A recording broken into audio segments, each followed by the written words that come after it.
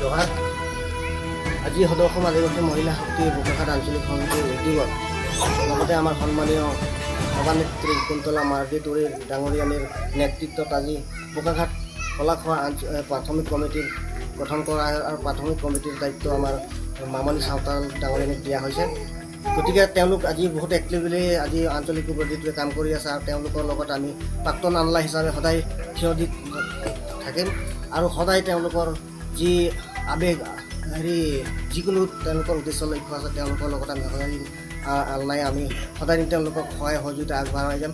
আৰু লগতে আমি চৰকাৰখনক এইটো ক'ব বিচাৰোঁ, যি আমাৰ জ্বলন্ত সমস্যাকেইটা আছে অতি সোনকালে 26ৰ আগত ইলেকশ্যনৰ আগত যদি সমাধান নহয় তেনেহ'লে কিন্তু আদিবাসী মহিলা শক্তি আৰু প্ৰাক্তন আনলাৰ যিসকল কেডাৰ্ছ আছে চব মিলি পিনে গণতান্ত্ৰিকভাৱে ৰাজপথত ওলাবলৈ বাধ্য হ'ম। কিন্তু তাৰ কাৰণে তাৰ দায় হৈছে গভৰ্ণমেণ্ট হ'ব, আমি নহয়। কিন্তু গতিকে আজি এতিয়া আমাৰ মহিলাও সংগঠন কৰিব লগা হৈছে, কাৰণ আজি আমি অস্ত্ৰ ধৰিও চালোঁ, আমাক আপোনালোকে কি দিলে আমি নিজেই গম পাওঁ। কিন্তু আমি সুখী নহয়। আমাৰ যিটো মৌলিক অধিকাৰ আৰু সমস্যা আছে সেইকেইটা অতি সোনকালে অতি শীঘ্ৰে যাতে গভৰ্ণমেণ্টে আদায় কৰিব লাগে, অন্যথা আমি ৰাজপথত ওলাব হ'লে কিন্তু তাৰ দায় কিন্তু আপোনালোকে হ'ব। আৰু আদিবাসী মহিলা শক্তি এতিয়া জাগিছে, আদিবাসী মহিলা শক্তিৰ লগত লৈ তেওঁলোকৰ নেতৃত্বত আমি গোটেই আন্দোলন কৰিবলৈ বাধ্য হ'ম। কিন্তু জহাৰ সদৌ অসম আদিবাসী মহিলা শক্তি আওপা বোকাখাত মহিলা সমিতিৰ সভানেত্ৰী মই শ্ৰীমতী কুন্তলা মাৰ্ডিটুৰী। আজি আমি বোকাখাত আঞ্চলিক সমিতিৰ উদ্যোগত বোকাখাত কলাখোৱা গাঁৱত মহিলা সমিতি গঠন কৰা হয়। ইয়াত সভানেত্ৰী হিচাপে মামনি সাঁওতাল আৰু সম্পাদিকা হিচাপে চুমি সাঁওতালক দায়িত্বভাৰ দিয়া হয়।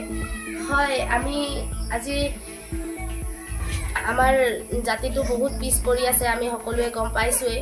সেই হেতুকে আমি সকলোতে প্ৰাথমিক গোটবোৰ গঠন কৰি যাতে আমাৰ মহিলাবোৰ এক গোট হৈ আমি সকলোৱে মিলি কাম কৰি আমাৰ জাতিটোক আগবঢ়াই নিব পাৰোঁ, সেই উদ্দেশ্য লক্ষ্য ৰাখি আমি মহিলা সমিতিবোৰ গঠন কৰি গৈ আছোঁ।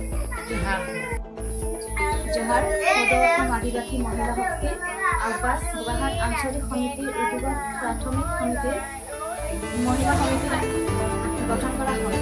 ইয়াত মোৰ দায়িত্ব দিয়া হয় সভানেত্ৰী মামনি সাঁওতাল। মই খুবেই সুখী আমাৰ পিছপৰা জাতিটোক লৈ আগবঢ়াই নিব পাৰোঁ, সৈতে মাত মাতি যাব পাৰোঁ আৰু অঞ্চলটো ইয়াতে আগবঢ়াই নিব পাৰোঁ।